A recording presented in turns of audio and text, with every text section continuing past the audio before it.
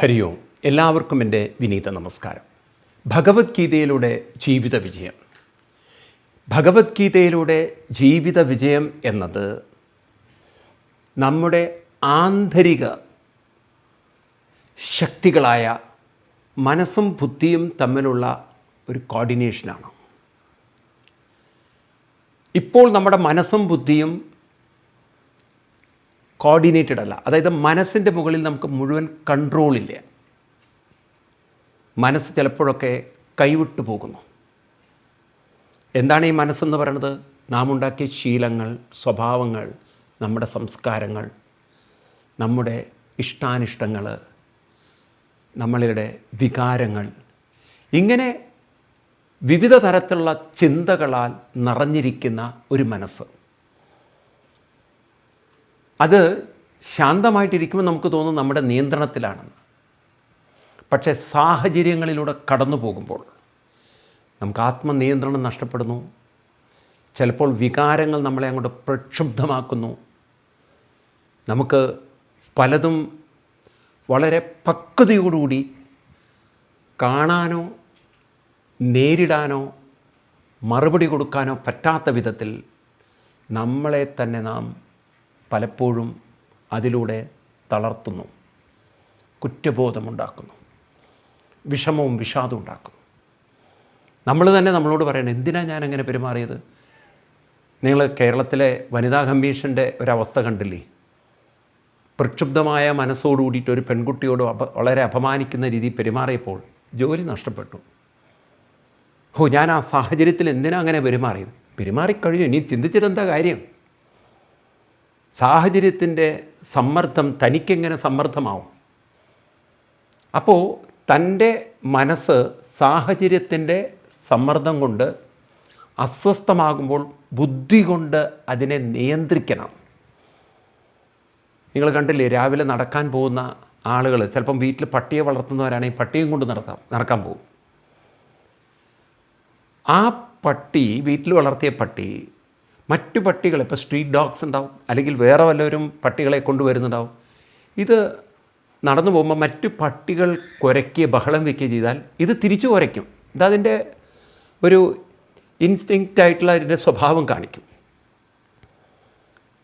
ആ പട്ടി അങ്ങ് കയറഴിച്ചു വിട്ടു വിചാരിക്കുക, പോയി കടി ഇടി പിടിയൊക്കെ നടക്കും അവിടെ.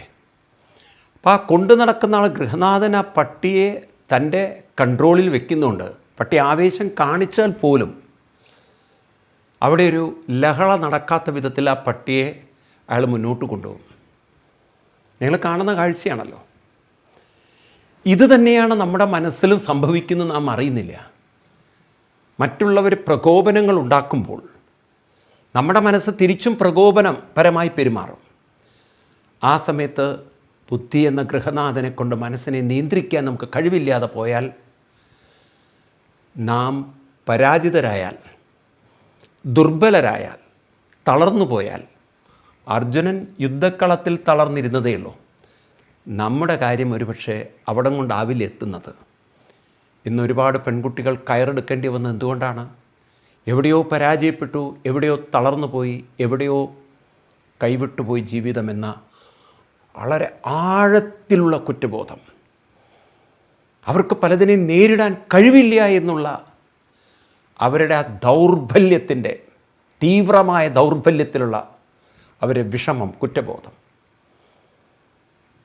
എത്രയോ വിദ്യാഭ്യാസമുള്ളവർക്ക് ഒരു കയറിൽ ഒതുക്കേണ്ടി വന്നു ജീവിതം. ആലോചിച്ച് നോക്കൂ നിങ്ങൾ. കയറ് കെട്ടി ഇങ്ങനെ കഴുത്തിൽ മുറുകി, ശ്വാസം ഉള്ളിൽ കംപ്രസ് ചെയ്ത്, ശ്വാസം കിട്ടാതെ പെട്ടഞ്ഞ് മരിക്കുന്ന ഒരു ഗതികേടിലേക്ക് ഈ വിദ്യാഭ്യാസമുള്ളവർക്ക് എത്തേണ്ടി വന്നു. എന്നാൽ സ്വന്തം മനസ്സിനെ ഒന്ന് നിയന്ത്രിക്കാനുള്ള പരിശീലനം, നിയന്ത്രിക്കുക എന്ന് പറഞ്ഞു കഴിഞ്ഞാൽ അതിനെ പരിശീലിപ്പിക്കുക, മാനേജ് ചെയ്യിക്കുക. എത്ര സംഘർഷങ്ങളുണ്ടാക്കുന്ന, അസ്വസ്ഥതയുണ്ടാക്കുന്ന ചുറ്റുപാടിനോടും എങ്ങനെ പ്രതികരിക്കണം, എങ്ങനെ മറ്റുള്ളവരുണ്ടാക്കുന്ന പ്രക്ഷുബ്ധതകൾ ബാധിക്കാതെ, അതിനെ സ്വാധീനിക്കാതെ അതിൽ നിന്നും ഉയർത്തണം.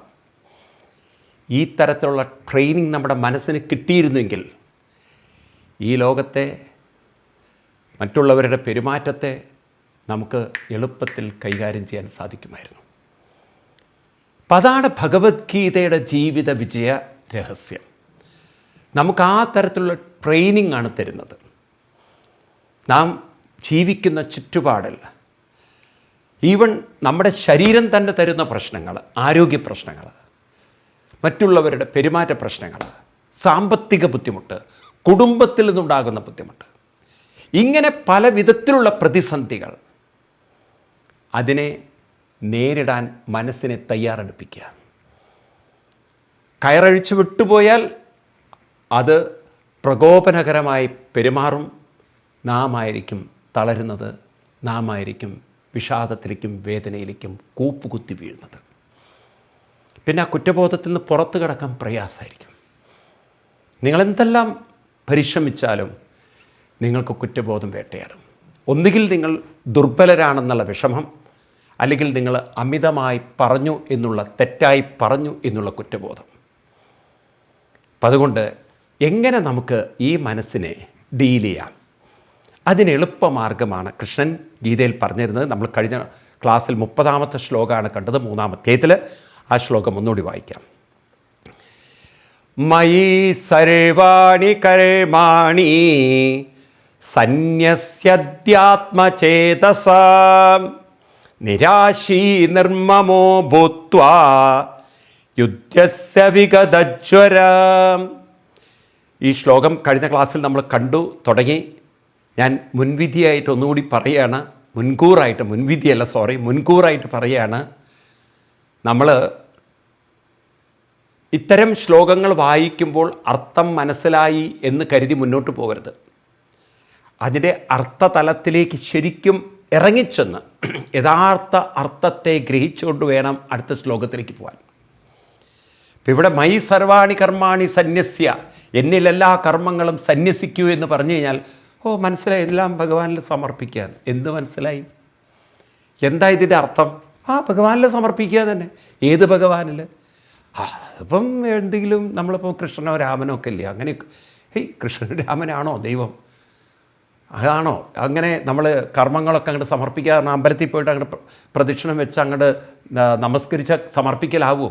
അങ്ങനെയൊക്കെ ചോദിച്ചപ്പോൾ എനിക്കറിയില്ല. എന്നാൽ പിന്നെ നിങ്ങൾക്ക് എന്താ മനസ്സിലായത്? അപ്പം അതുകൊണ്ട് ഗീത വായിച്ചിട്ട് മനസ്സിലായി എന്ന് വിചാരിക്കരുത്. ഇതിൻ്റെ യഥാർത്ഥ അർത്ഥം നാം ഗ്രഹിക്കണം. അപ്പം മയി സർവാണി കർമാണി സന്യസ്യ, എന്നിലെല്ലാ കർമ്മങ്ങളും സന്യസിച്ചാലും, സമർപ്പിച്ചാലും, ത്യജിച്ചാലും, അർപ്പിച്ചാലും എന്നൊക്കെയാണ് അർത്ഥം. സന്യാസം എന്ന് പറഞ്ഞ് ഞാൻ പറഞ്ഞു ത്യാഗത്തിൻ്റെ ലക്ഷണം. ത്യാഗം എന്ന് പറഞ്ഞാൽ സമർപ്പണം. അപ്പോൾ എങ്ങനെയാണ് ഭഗവാനിൽ സമർപ്പിക്കേണ്ടത്? അപ്പം ഭഗവാൻ എന്ന് പറയുന്നത് ആരാണ്? അതും കഴിഞ്ഞ ക്ലാസ്സിൽ നമ്മൾ കണ്ടു. ഭഗവാൻ എന്ന് പറയുന്നത് നാം നമ്മുടെ ശരീരത്തിലേക്ക് നോക്കുക. ശ്വാസമകത്തേക്ക് വരുന്നു, കാർബൺ ഡൈ ഓക്സൈഡ് പുറത്തേക്ക് പോകുന്നു. അതിനെന്താ കാരണം? നമ്മൾ പറയും പ്രകൃതി നിയമം. ഈ ഹൃദയം പിടിക്കുന്നു, നല്ല ബ്ലഡാണ് ഹാർട്ടിൽ നിന്ന് പുറത്തേക്ക് പോകുന്നത്, എല്ലാം ഫിൽട്ടർ ചെയ്ത് അങ്ങോട്ട് പുറത്തേക്ക് വിടുന്നു. അതുപോലെ വീണ്ടും നമ്മുടെ രക്തമെല്ലാം ക്ലീൻ ചെയ്ത്, നമ്മുടെ കിഡ്നി അതെല്ലാം ക്ലീൻ ചെയ്ത് വീണ്ടും ശുദ്ധരക്തം വന്നു, അത് അശുദ്ധ രക്തമായി വീണ്ടും ക്ലീൻ ചെയ്യൽ പ്രോസസ്സ്. ഇതൊക്കെ എന്തുകൊണ്ട് നടക്കുന്നു? ഇതെല്ലാം ചില പ്രകൃതി നിയമങ്ങൾ. നാം കഴിക്കുന്ന ആഹാരം ഡൈജസ്റ്റ് ചെയ്യുന്നു, വേണ്ടതെല്ലാം അബ്സോർബ് ചെയ്തു, വേണ്ടാത്തതെല്ലാം തള്ളുന്നു. എങ്ങനെയാണ് നടക്കുന്നത്? എന്തുകൊണ്ടാണ് പ്രകൃതി നിയമം. ഇപ്പം എല്ലാം ചില നിയമങ്ങൾക്കനുസൃതമായി കോർഡിനേറ്റ് ചെയ്ത് പ്രവർത്തിക്കുന്നത് കൊണ്ടാണ് ഈ ശരീരം നിലനിൽക്കുന്നത്, പ്രവർത്തിക്കുന്നത്. ഒരു നിയമത്തെ അനുസരിക്കുന്നു ഈ ശരീരം. നിങ്ങൾക്ക് നിഷേധിക്കാൻ പറ്റുമോ? ഈ പ്രപഞ്ചം ഒരു നിയമത്തെ നിയമത്തിൽ അധിഷ്ഠിതമായി പ്രവർത്തിക്കുന്നു. ഭൂമിയുടെ ഗ്രാവിറ്റി, അതുപോലെ തന്നെ ന്യൂക്ലിയർ ഫോഴ്സുകൾ. നമ്മൾ കേട്ടിട്ടുണ്ട് weak nuclear force, strong nuclear force, electro magnetic power, radiation. ഇത്തരം ഫോഴ്സുകളൊക്കെ പരസ്പരം അങ്ങോട്ടും ഇങ്ങോട്ടും പ്രവർത്തിക്കുന്നത് കൊണ്ടാണ് ഈ പ്രപഞ്ചഘടന ഇങ്ങനെ സൂര്യന് ചുറ്റും എല്ലാ ഗ്രഹങ്ങളും കറങ്ങിക്കൊണ്ടിരിക്കുന്നു. അതിൻ്റെ താളത്തിലും അതിൻ്റെ ആ ഒരു പറഞ്ഞിരിക്കുന്ന വീതിയിലും അതിന് നിശ്ചയിച്ച റൂട്ടിലും. നമ്മൾ ഭ്രമണപഥം എന്ന് പറയില്ലേ. അപ്പോൾ ഇതെല്ലാം ഒരു താളത്തിൽ നടക്കുന്നതിന് കാരണം ചില നിയമങ്ങളെ അനുസരിക്കുന്നു. ഈ നിയമം എന്നതാണ് ഭാരതീയർ വിളിക്കുന്ന ഈശ്വരൻ, ഭാരതീയ ഋഷിവര്യന്മാർ വിളിക്കുന്ന ഭഗവാൻ. അതുകൊണ്ടാണ് ഭഗവാനെ നിയാമകൻ എന്ന് വിളിക്കുന്നത്. ഞാൻ പറഞ്ഞു, മറ്റു മതക്കാരൊക്കെ കർത്താവെന്നും സൃഷ്ടാവെന്നും വിളിക്കുമ്പോൾ ഹിന്ദു സംസ്കാരത്തിൽ ഈശ്വരനെ വിളിക്കുന്ന നിയാമകൻ. നിയാമകൻ എന്ന് പറഞ്ഞാൽ നിയമരൂപത്തിൽ ഈ പ്രപഞ്ചത്തിൻ്റെ താളം നിലനിർത്തുന്നവൻ. ഏതൊരു ശക്തിയുടെ പ്രേരണ കൊണ്ടാണോ ഈ പ്രപഞ്ചം ചലിക്കുന്നത്, ചലിച്ച് വികസിക്കുന്നത്, പിന്നീട് അത് സങ്കോചിച്ച് പൂർവ്വരൂപത്തിലാകുന്നത്, ആ പ്രേരണ കൊടുക്കുന്ന ശക്തിയാണ് നിയാമകൻ. അപ്പോൾ ഈശ്വരൻ എന്ന് പറഞ്ഞാൽ ഈ ശരീരത്തെ മുഴുവൻ ചലിപ്പിക്കാൻ പ്രേരണ കൊടുക്കുന്ന, വികസിപ്പിക്കാൻ പ്രേരണ കൊടുക്കുന്ന ശക്തി, ഒരു നിയമശക്തി. അപ്പോൾ അങ്ങനെയൊരു ശക്തിയുടെ സാന്നിധ്യത്തിലാണ് ഇതെല്ലാം നടക്കുന്നതെന്ന് മനസ്സിലായില്ല. ഒന്ന് ഉള്ളിലേക്കിറങ്ങി ചോദിക്കുക, ഞാനാണോ ഹാർട്ട് പ്രവർത്തിപ്പിക്കുന്നത്? ഞാനാണോ ഓക്സിജൻ ഉള്ളിലേക്ക് വലിച്ചെടുത്ത് കാർബൺ ഡൈ ഓക്സൈഡിനെ തള്ളുന്നത്? ഈ കിഡ്നിയെയും ലിവറിനെയും ലങ്സിനെയും ഇൻഡസ്റ്റൈൻ സിസ്റ്റത്തിനെയും ഒക്കെ പ്രവർത്തിപ്പിക്കുന്നത് ഞാനാണോ ഇതൊക്കെ ചെയ്യിക്കുന്നത്? രാവിലെ ഉണർന്നതിന് ശേഷം ഞാൻ ഓൺ ചെയ്ത് വയ്ക്കുന്നുണ്ടോ ഹാർട്ടിനോടോ ഇനി തുടങ്ങിക്കോളൂ എന്ന്? രാത്രി ഉറക്കത്തിൽ അത് പ്രവർത്തിക്കുന്നു. രാത്രി ഉറക്കത്തിലും ശ്വാസം വരുന്നു, പോകുന്നു. ഇതെല്ലാം നടക്കുന്നത് ഒരു നിയമത്തെ അനുസരിച്ചു കൊണ്ടാണ് എന്ന് നാം തിരിച്ചറിയുക. കാരണം പ്രകൃതിക്ക് സ്വയം തീരുമാനങ്ങൾ എടുക്കാൻ സാധ്യമല്ല. എന്തുകൊണ്ടാണ് ചോദിച്ചു കഴിഞ്ഞാൽ, വളരെ ശ്രദ്ധിക്കുക നിങ്ങൾ. ഈ പ്രപഞ്ചത്തിലേക്കൊന്ന് മൊത്തം കണ്ണോടിച്ച് നോക്കൂ നിങ്ങൾ. എത്ര മനുഷ്യരുണ്ടോ എല്ലാവരുടെ ഉള്ളിലും ഹൃദയത്തിൻ്റെ ആയാലും ലങ്സിൻ്റെ ആയാലും മറ്റ് ആന്തരിക പ്രവർത്തനങ്ങളൊക്കെ ഒരേ നിയമത്തെ അനുസരിച്ചാണ് നടക്കുന്നത്. ഓരോരുത്തരുടെയും പ്രകൃതികളിൽ വ്യത്യാസമുണ്ടാകും. ശരീരപ്രകൃതികളിൽ വ്യത്യാസം കാണും. കാരണം കൊച്ചുകുട്ടിയുടെ ശരീരപ്രകൃതിയാവില്ല മുതിർന്നവരുടെ ശരീരപ്രകൃതി. പക്ഷേ അവിടെയും ഹൃദയത്തിൻ്റെ പ്രവർത്തനം, ലങ്സിൻ്റെ പ്രവർത്തനം ഒരു വലിയ ആളിൽ നടക്കുന്ന പോലെ തന്നെയാണ്. ഇപ്പം നിയമം എല്ലാവരിലും ഒരുപോലെയാണ്. ഏത് മതക്കാരായാലും ഏത് ജാതി വ്യവസ്ഥയായാലും സ്ത്രീ ആയാലും പുരുഷനായാലും ഒരേ നിയമം. ഒരേ നിയമം എന്ന് പറഞ്ഞാൽ അവരുടെ ശാരീരികമായ ചലനങ്ങൾ, ആന്തരിക അവയവങ്ങളുടെ പ്രവർത്തനങ്ങൾ, ശരീരത്തിൻ്റെ വികാസം, അങ്ങനെ ശരീരം കുറേ കഴിഞ്ഞാൽ സങ്കോചം, ഒരേ നിയമം അനുസരിച്ചുകൊണ്ട് ശരീരപ്രകൃതിക്ക് വ്യത്യാസം ഉണ്ടാവാം. പക്ഷേ നിയമങ്ങളൊക്കെ വികസിച്ച് കഴിഞ്ഞാൽ സങ്കോചിക്കും. ഒരു പക്ഷേ ഒരാൾക്കൊരു 60 വയസ്സ് കഴിഞ്ഞാൽ അതിൻ്റെ സങ്കോചം തുടങ്ങും, ഒരാൾക്കൊരു 100 വയസ്സ് കഴിഞ്ഞിട്ട് പക്ഷേ സങ്കോചം എന്നത് എല്ലാവരിലും ഉണ്ട്, വികാസം എന്നത് എല്ലാവരിലും ഉണ്ട്. അപ്പോൾ ഈ തരത്തിൽ ഒരേ നിയമശക്തിയിലാണ് ഇതെല്ലാം നടക്കുന്നതെന്ന് തിരിച്ചറിഞ്ഞാൽ, ഒരു വലിയ ശക്തിയുടെ അനുഗ്രഹം കൊണ്ടാണ് ഞാൻ ഇവിടെ നിലനിൽക്കുന്നതെന്ന തിരിച്ചറിവിനെയാണ് ഈശ്വര സമർപ്പണം എന്ന് പറയുക. ഇനി എങ്ങനെയാണ് ഭഗവാനിൽ എല്ലാ കർമ്മങ്ങളും സമർപ്പിക്കുക? ഈ സമർപ്പണം എന്ന വാക്കിൻ്റെ ഒരർത്ഥം ആത്മാർത്ഥത എന്നാണ്. നാം ചെയ്യുന്നത് എന്ത് പ്രവൃത്തിയായാലും അത് ആത്മാർത്ഥതയോടെ ചെയ്യുക എന്ന് വെച്ചാൽ എന്താണ്? മനസ്സ് പ്രക്ഷുബ്ധമാവാൻ അനുവദിക്കാതെ ആ ചെയ്യുന്നതിൽ അങ്ങനെ ലയിച്ചു ചേരുക. പറയാൻ വളരെ എളുപ്പമാണ്. കാരണം നമുക്കിഷ്ടമില്ലാത്ത കർമ്മങ്ങൾ, ഇഷ്ടമില്ലാത്ത പഠനം, ഇഷ്ടമില്ലാത്ത കാര്യങ്ങളൊക്കെ ചെയ്യുമ്പോൾ മനസ്സ് അസ്വസ്ഥമാണ്. പ്രത്യേകിച്ച് ഇന്ന് കുട്ടികൾക്കറിയാം, പഠിക്കാൻ എല്ലാ വിഷയവും ഇൻട്രസ്റ്റിംഗ് അല്ല. ഇഷ്ടമില്ലാത്തത് പഠിക്കുമ്പോൾ മനസ്സ് വളരെ റെസ്റ്റ്ലെസ് ആകും. ചിലപ്പോൾ ഉറക്കം വരും, കാരണം മടുപ്പ് വരും, വിരസത വരും. അപ്പോൾ ഈ തരത്തിലൊക്കെയുള്ള ഒരു മനസ്സ് എങ്ങനെ നമുക്ക് മാനേജ് ചെയ്യാം? അവിടെയാണ് കൃഷ്ണൻ പറയുന്നത് ഭഗവാനിൽ സമർപ്പിക്കുക എന്ന് പറഞ്ഞാൽ. ശ്രദ്ധിക്കണം, നമുക്ക് ഭഗവാനിലേക്ക് സമർപ്പിക്കാൻ അത്ര എളുപ്പമുള്ളൊരു കാര്യമല്ല. കാരണം ഭഗവാൻ എന്ന് പറയുന്നത് ഒരു നിയമശക്തിയാണെങ്കിൽ ആ ശക്തിയെ ഗ്രഹിക്കാൻ നമ്മുടെ മനസ്സിനും ബുദ്ധിക്കും അത്ര എളുപ്പത്തിൽ സാധ്യമല്ല. അത് നല്ല പാകം വേണം മനസ്സിന്. അപ്പം തുടക്കത്തിൽ നാം നമ്മുടെ മനസ്സിനെ ചില കാര്യങ്ങളിലേക്ക് ശ്രദ്ധ തിരിക്കുക. 3 കാര്യങ്ങളിലേക്ക് നിങ്ങൾക്ക് അത്രയും ചെയ്യാൻ പറ്റിയ നിങ്ങൾക്ക് ഈ സന്യസ്യ എന്ന വാക്കിന് അർത്ഥം പിടിക്കും. 1 ഡീപ്പ് ബ്രീത്തിങ് ആണ്. വളരെ ഡീപ്പായിട്ട് ശ്വാസം എടുക്കുക. അതിലേക്ക് ശ്രദ്ധ തിരിച്ച് അതിലേക്ക് മനസ്സിനെ ലയിപ്പിക്കുക. അതൊരു സമർപ്പണമാണ്. അതെന്തിനാണെന്ന് ചോദിച്ചു കഴിഞ്ഞാൽ, ഡീപ്പായിട്ട് നമ്മൾ ബ്രെത്ത് എടുക്കുമ്പോൾ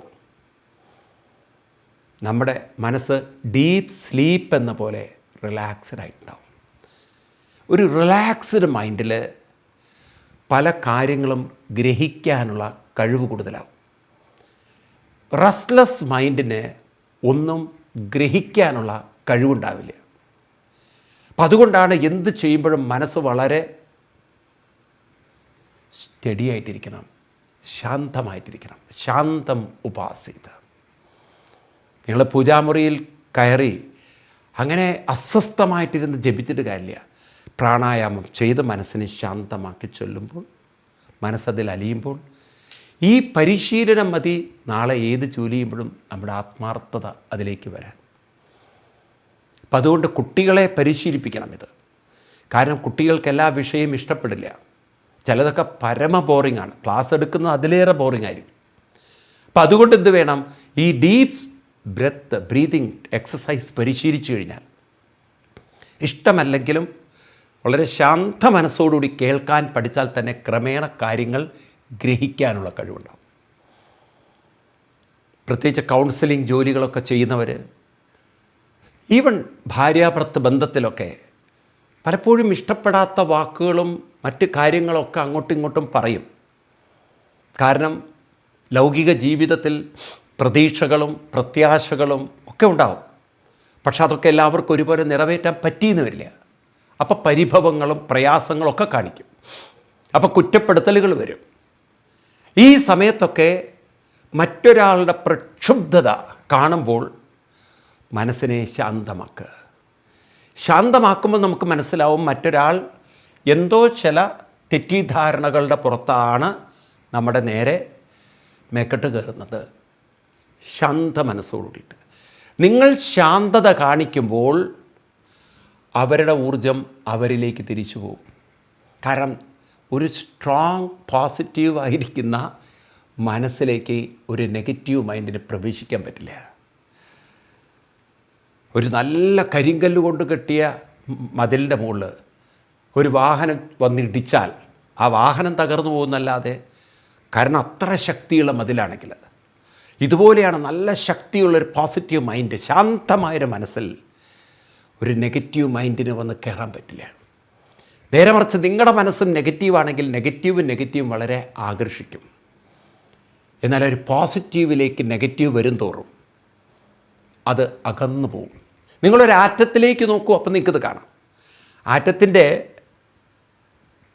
ഘടന എങ്ങനെയാണെന്ന് വെച്ച് കഴിഞ്ഞാൽ, ആറ്റത്തിൻ്റെ ഔട്ടർ സർക്കിളാണ് ഇലക്ട്രോൺ എന്ന് പറയുന്ന ഈ നെഗറ്റീവ് പവർ. അതിൻ്റെ സെൻറ്ററിലേക്ക് വരുംതോറും പ്രോട്ടോണാണ് കൂടുതൽ പോസിറ്റീവ് ചാർജാണത്. ഏറ്റവും സെൻറ്ററിലേക്ക് വരുമ്പം ന്യൂട്രോണാണ്. അതിന് പ്രത്യേകിച്ച് ചാർജില്ല. അപ്പോൾ നമുക്ക് ഇലക്ട്രോൺ അതിൻ്റെ ഔട്ടർ സർക്കിളിലാണ് കടന്ന് കറങ്ങുന്നത്. അപ്പോൾ ഇത് നമ്മൾ മനസ്സിലാക്കുക. നമ്മുടെ മനസ്സിനെ പോസിറ്റീവ് ആക്കിയാൽ മാത്രമേ നമുക്ക് നെഗറ്റീവ് ഫോഴ്സുകളെ പുറത്തേക്ക് മാറ്റി നിർത്താൻ സാധിക്കുള്ളൂ. അപ്പം അതിനെന്ത് വേണം? നമ്മുടെ മനസ്സ് ശാന്തമാവണം. ശാന്തമാക്കാനുള്ള എളുപ്പത്തിലുള്ള വഴിയാണ് ഡീപ്പ് ബ്രീതിങ് എക്സസൈസ്, പ്രാണായാമം.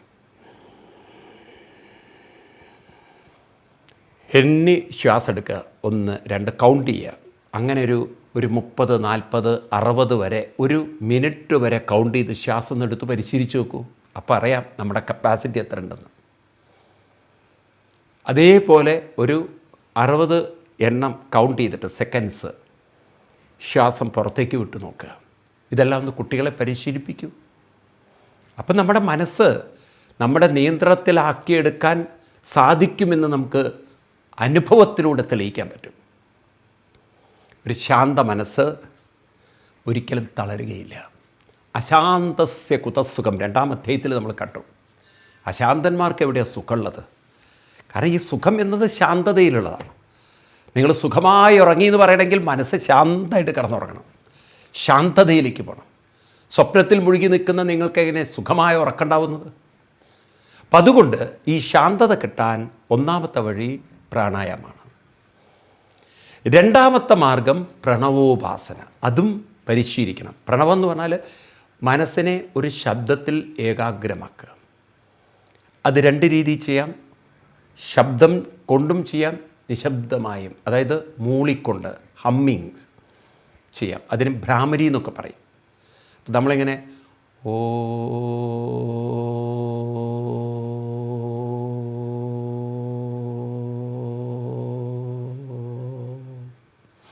അങ്ങനെ കുറേ സമയമെടുത്ത് മനസ്സിനെ അങ്ങനെ ഏകാഗ്രമാക്കുമ്പോൾ നിങ്ങളുടെ ബുദ്ധിശക്തി കൊണ്ട്, ശ്രദ്ധ കൊണ്ട് മനസ്സിനെ നമ്മൾ പറയുന്നിടത്ത് പിടിച്ചു നിർത്തുകയാണ്. നീ ശബ്ദത്തിൽ ഏകാഗ്രമാവും. അപ്പം നമ്മുടെ കയ്യിൽ നിന്നും മനസ്സ് പുറത്തേക്ക് പോകാൻ നമ്മൾ അനുവദിക്കുന്നില്ല. അപ്പം നമുക്ക് ആ ശബ്ദത്തിലേക്ക് കോൺസെൻട്രേറ്റ് ചെയ്ത് ശീലിച്ചാൽ മനസ്സിൽ വല്ല അസ്വസ്ഥതകളൊക്കെ വരുമ്പോൾ വെറുതെ കണ്ണടച്ച മനസ്സിൽ ശബ്ദമുണ്ടാക്കാതെ നിങ്ങൾക്ക് ഓങ്കാരം ചൊല്ലാം, മനസ്സുകൊണ്ട് ചൊല്ലാം. പ്രാക്ടീസ് അത്രയും എക്സ്പേർട്ടായി കഴിഞ്ഞാൽ അപ്പം മനസ്സാ ശബ്ദം കേൾക്കുമ്പോൾ അവിടെ നിൽക്കും. കാരണം ഇതൊക്കെ പരിശീലനമാണ്. കൊച്ചുകുട്ടികളെ അമ്മമാരെ ഉറക്കുന്നില്ലേ, അത് ഓങ്കാരത്തിൻ്റെ വേറൊരു ഭാവമാണ്. അങ്ങനെ ശീലിച്ച് കുറേ കഴിഞ്ഞ് രാത്രിയാകുമ്പോൾ അമ്മമാരിങ്ങനെ കഥ പറയുന്നതിനിടയിൽ കുട്ടി ഉറക്കത്തിൽ പോയിട്ടുണ്ടാകും. ഇതുപോലെ മനസ്സിനെ കെട്ടടക്കാൻ, നമ്മൾ ഉറക്കത്തിലേക്ക് പോകാനല്ല, ശാന്തമാക്കാൻ പ്രണവത്തിന് വലിയ ശക്തിയുണ്ട്. അപ്പം അതുകൊണ്ട് പ്രാണായാമം പരിശീലിക്കണം, പ്രണവോപാസനം പരിശീലിക്കണം. അതിൻ്റെ കൂടെ തന്നെ നിങ്ങൾക്കിപ്പോൾ ശബ്ദമുണ്ടാക്കി പറയാനുള്ളൊരു ബുദ്ധിമുട്ടുണ്ടെങ്കിൽ, ഇപ്പം നിങ്ങൾ ഓഫീസിലിരിക്കണോ, മനസ്സ് വളരെ റെസ്റ്റ്ലെസ്സായി ഒരാളെങ്കിലും നിങ്ങളെ മനസ്സിനെ ഡിസ്റ്റർബ് ചെയ്തിട്ടുണ്ടെങ്കിൽ ഒന്ന് കണ്ണടച്ച് നിവർന്നിരുന്ന്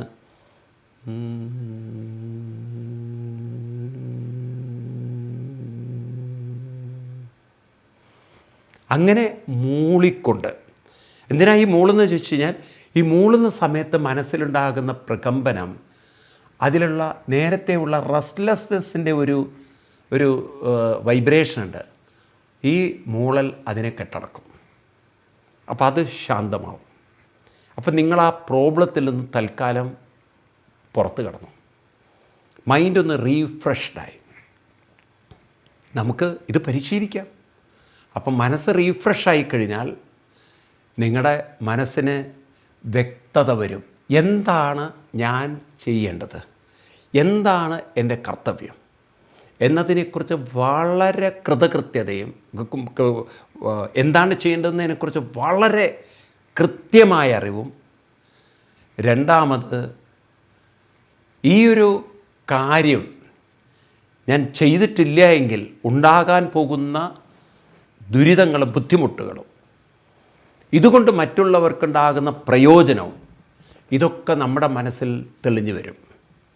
അതായത് ഞാൻ ചെയ്യേണ്ട സമയത്ത് ചെയ്തിട്ടില്ല എങ്കിൽ ഉണ്ടാകുന്ന ഭവിഷ്യത്തുക്കളെക്കുറിച്ച് നമുക്ക് ഓർമ്മ വരും. അപ്പം അങ്ങനെ നമുക്ക് കാണേണ്ടത് കാണാനും ചെയ്യേണ്ടത് ചെയ്യാനും നമ്മളെ ഓർമ്മിപ്പിക്കുന്ന ശക്തിയാണ് ഈ പ്രണവോപാസനയും അതുപോലെ തന്നെ പ്രാണായാമാദികളൊക്കെ. ഇതൊന്നും വെറും തമാശക്കളിയല്ല. ഇതൊക്കെ നമ്മുടെ മനസ്സിനെ വളരെ ശക്തമാക്കാനും ഏകാഗ്രമാക്കാനും. ശരിക്കും പറഞ്ഞാൽ നമ്മുടെ കുട്ടികൾ ഇതൊക്കെ പ്രാക്ടീസ് ചെയ്തിരുന്നെങ്കിൽ ഒരാളും പരീക്ഷയെ തോൽക്കില്ല. കാരണം ഓരോ പരീക്ഷയും അവരെ സംബന്ധിച്ച് അവരുടെ ഓർമ്മശക്തി എത്രമാത്രം അവരെ ഓർമ്മപ്പെടുത്താൻ പ്രാപ്തമാണ്, അല്ലെങ്കിൽ അവർക്ക് കാര്യങ്ങൾ മനസ്സിലാക്കി കൊടുക്കാൻ പ്രാപ്തമാണെന്ന് അവർ തെളിയിക്കുന്നതാണ് പരീക്ഷ. ഈ പരീക്ഷ ഉള്ളിലുള്ളൊരു പരീക്ഷണമാണ്. നാം കേട്ടതും മനസ്സിലാക്കിയതും വേണ്ട സമയത്ത് ഓർമ്മയിൽ വരുന്നുണ്ടോ എന്നുള്ള പരീക്ഷണം. അതിന് മനസ്സ് ശാന്തമാണ്. കുറേ പുസ്തകങ്ങളെടുത്ത് വായിച്ചതുകൊണ്ട് പരീക്ഷ പാസ്സാവുമെന്ന് വിചാരിക്കരുത്. അതുപോലെയാണ് പലർക്കും അവരവരുടെ ഓഫീസ് ജോലികളിൽ വളരെ വേഗത്തിൽ ഫയലുകൾ നീക്കാൻ പറ്റാത്തതിന് കാരണം, തീരുമാനമെടുക്കാൻ പറ്റാത്തതിന് കാരണം, എന്ത് തീരുമാനം എടുക്കണം എന്നുള്ളൊരു വ്യക്തതയില്ല, പിന്നെ പരസ്പരം കോർഡിനേഷൻ ഇല്ല. അപ്പം അതുകൊണ്ട് എന്താവുന്നു, ആ ഫയൽ അവിടെ കിടക്കുന്നു. മനസ്സ് എത്രമാത്രം റെസ്റ്റ്ലെസ് ആണോ അവരുടെ പ്രവൃത്തി, quality of work will be very lower. മനസ്സെത്രമാത്രം ശാന്തവും ഏകാഗ്രവുമാണോ ആ വ്യക്തികളുടെ വർക്ക് ക്വാളിറ്റി വളരെ ഹയറായിരിക്കും. കാരണം അവർക്ക് പെട്ടെന്ന് പ്രശ്നങ്ങൾക്ക് ഉത്തരം കണ്ടെത്താൻ പറ്റും, പ്രതിസന്ധികളെ പരിഹരിച്ച് മുന്നോട്ട് പോകാൻ പറ്റും. They know the way to solve the problems. ശരിക്കും പറഞ്ഞാൽ ഗവൺമെൻറ് സ്റ്റാഫിനെല്ലാം ഈ തരത്തിലുള്ള കാര്യങ്ങൾ, പ്രാണായാമം, പ്രണവോപാസന, ഇനി മൂന്നാമത്തതാണ് ഒരു കാര്യം കൂടി. അതെന്താണ്? അത് നമുക്ക് അടുത്ത ക്ലാസ്സിൽ വളരെ ഡീറ്റെയിൽ ആയിട്ട് കാണാം. അതുവരെ എല്ലാവർക്കും നന്ദി, നമസ്കാരം, പ്രണാമം.